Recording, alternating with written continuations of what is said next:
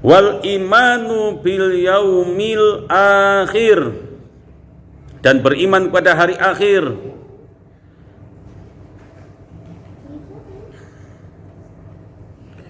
Apapun bentuk kiamat kita imani, Bu. Entah itu keterangan kiamat itu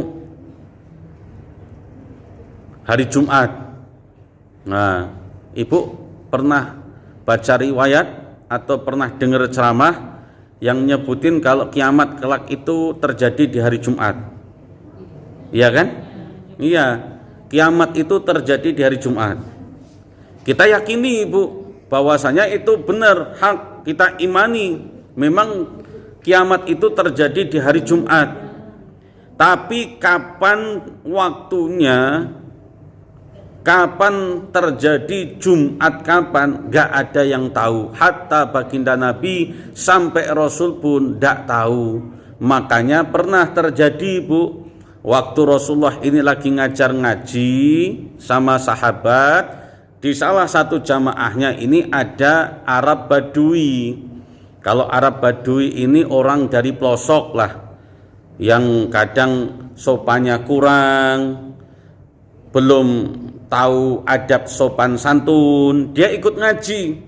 Waktu baginda Nabi ini menerangkan tentang hari kiamat panjang lebar, dia berdiri, kemudian dia mengatakan, ya Rasulullah, ya Muhammad, mata sa'ah, kapan terjadinya kiamat? Dari tadi kamu tuh menerangkan panjang lebar tentang kiamat, tapi nggak nyampein, tidak menyampaikan kapan terjadi. Diprotes, Bu, sama Arab Badui. Ini Arab Badui satu-satunya yang berani protes waktu baginda Rasul ngajar ngaji. Kamu ini dari tadi ngajar ngaji, nerangkan tentang kiamat, tapi nggak ngasih tahu kapan kiamat ini akan terjadi. Mata sa'ah. Nah, makanya ini menjadi dalil juga bahwa Rasulullah pun tidak tahu kapan akan terjadi hari kiamat. Hanya tanda-tandanya saja, tapi kapan terjadi baginda Rasul pun tidak tahu. Makanya Rasulullah balik tanya, kamu ini nanya kapan terjadi kiamat, memangnya kalau kiamat ini sekarang akan terjadi, apa yang kamu sudah persiapkan untuk menghadapinya? Nah, makanya diem habis itu dibalik tanya gitu. Nanya-nanya, emangnya sudah persiapan apa? Nah, gitu. Makanya semua yang berkaitan keterangan masalah hari kiamat kita yakini, kita imani, tapi kalau kapan terjadi nggak ada yang tahu. Kalau ada ustadz, kemudian ada kiai, ada habib yang mengatakan kiamat ini tahun 2030, maka wajib secara akidah tidak boleh mengikuti, tidak boleh diikuti. Walaupun dia disebut sebagai seorang ulama, walaupun dia disebut sebagai seorang ustadz, walaupun disebut sebagai seorang kiai, disebut sebagai habib, tapi kalau mengatakan kiamat itu datangnya 2030, wajib ditinggalkan. Karena ini berhubungan dengan akidah, tidak boleh. Rasulullah pun nggak tahu. Masa sekelas ustadz biasa tahu kapan kiamat? Dari siapa bocorannya?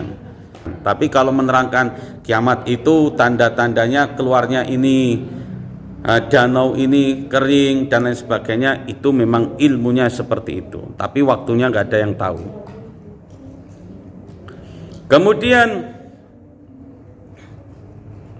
wal imanu bi qadari, dan beriman kepada qadarnya Allah. Dalam kitab Badul Amali, takdir itu dibagi menjadi dua, Bu. Ada takdir mu'allaq. Takdir mu'allaq ini takdir bocoran agar diketahui oleh malaikat dan sudah terbaca takdirnya. Itu takdir mu'allaq.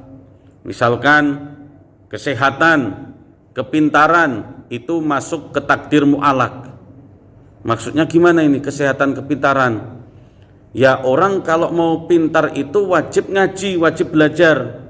Tidak mungkin kemudian anak lahir tidak pernah diajarin, dikenalkan ngaji, tiba-tiba lahir sudah hafal 30 juz Al-Quran. Tidak mungkin. Iya, tiba-tiba pada usia 2 bulan dia sudah bisa ceramah di atas mimbar. Ilmunya nggak bisa.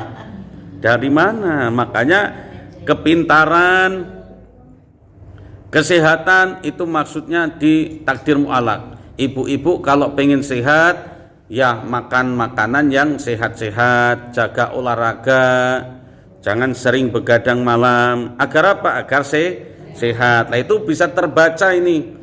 Oh ini kok ibu ini sampai usia sekian masih sehat. Oh ternyata dulunya memang jaga kesehatan, sering olahraga, makanannya dijaga. Ini takdir yang bisa kebaca.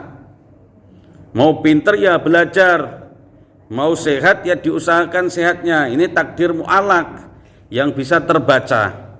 Lah takdir yang satunya dinamakan dengan takdir mubrom. Takdir mubrom ini yang enggak bocor sama sekali, malaikat pun enggak tahu. Makanya enggak mungkin juga manusia tahu, malaikat aja enggak tahu. Takdir mubrom itu hak prerogatif dari Allah Subhanahu wa ta'ala. Contoh kematian tadi, jodoh, enggak ada yang tahu, Bu. Jodoh itu enggak ada yang tahu. Walaupun kita bisa mengikhtiar seakan-akan jodoh aku ini, tapi kalau tidak jodoh ya nggak jadi, karena mubromnya bukan itu jodohnya.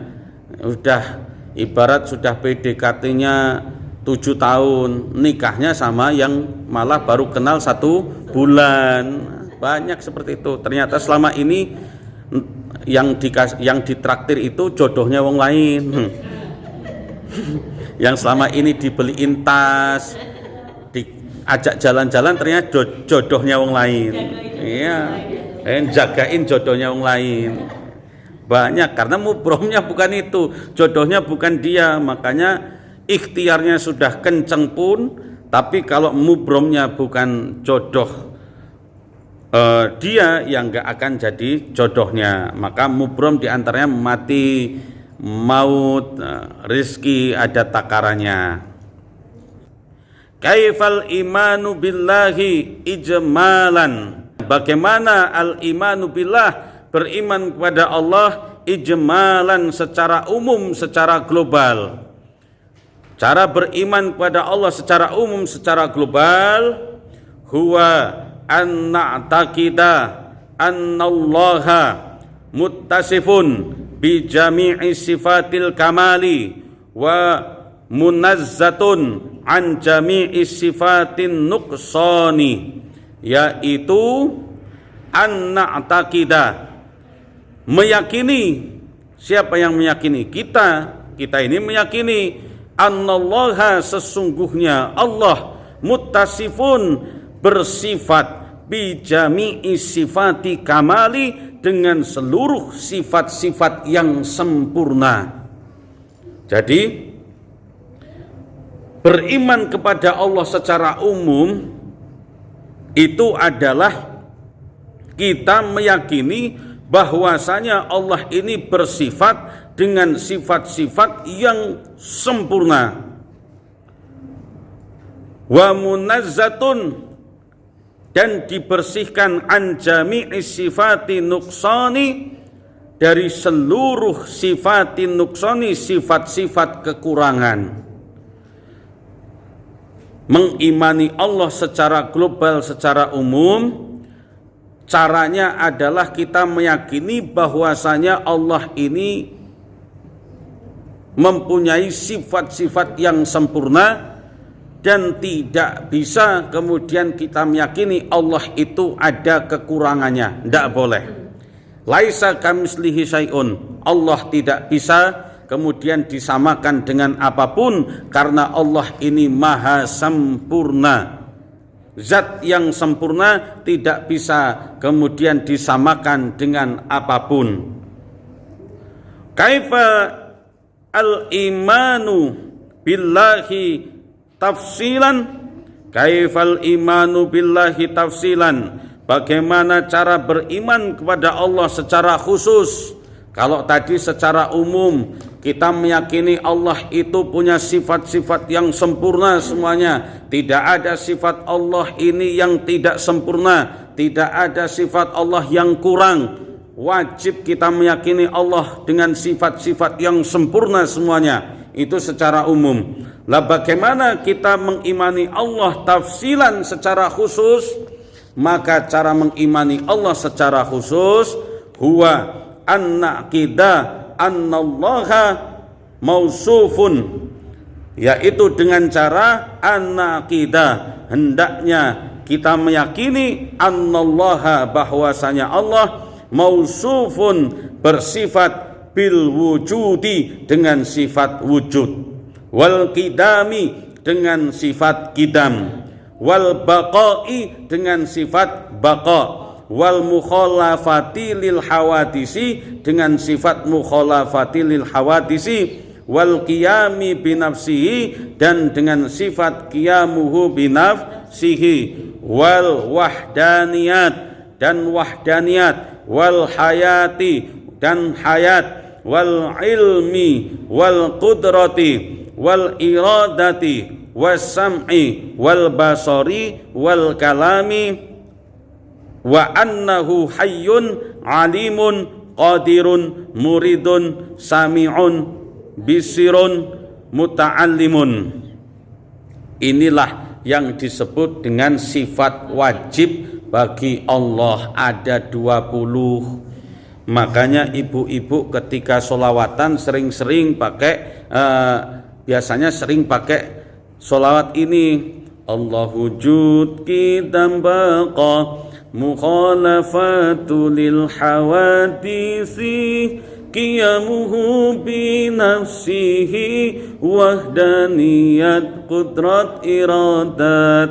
Nah itu cara berakidah kita, cara mengimani Allah dengan khusus. Itu kita iman bahwasanya Allah punya sifat wujud. Apa itu wujud? Ya wujud, adanya Allah, ada zatnya Allah. Wal qidamu, yang terdahulu. Nanti kita bahas satu-satu ini. Kalau misalkan pertemuan selanjutnya masih kita bahas pengertian kita iman dengan wujud itu seperti apa, dengan qidam itu seperti apa, dengan baqa kekal itu seperti apa, wal mukhalafati lil hawadisi, yang punya sifat berbeda dengan sesuatu yang baru itu seperti apa. Nah, makanya alhamdulillah ibu-ibu walaupun baru ngaji kitab Jawahirul Kalamiyah siang hari ini, tapi ibu sudah tahu Allah wujud, qidam, baqa, mukhalafatul lil hawadisi, qiyamu binafsihi, sudah hafal semua. Itu barokahnya guru-guru kita, kiai-kiai kita, ulama-ulama kita dulu mengajarkan, dinadhomkan, akhirnya di masyarakat anak-anak itu kenal dengan sifat wajib bagi Allah yang 20, walaupun ndak nian ngaji kitabnya. Tapi sekarang jadi tahu, barokahnya ibu hadir di majelis ilmu. Oh ternyata selama ini yang aku selawatan Allah wujud qidam baqa mukhalafatul lil hawadisi, ternyata itu adalah pelajaran akidah yang sangat penting, ajaran tauhid yang sangat mendalam, ajaran pondasi bagi akidah kita Ahlus Sunnah wal Jamaah. Wallahu a'lam bishawab.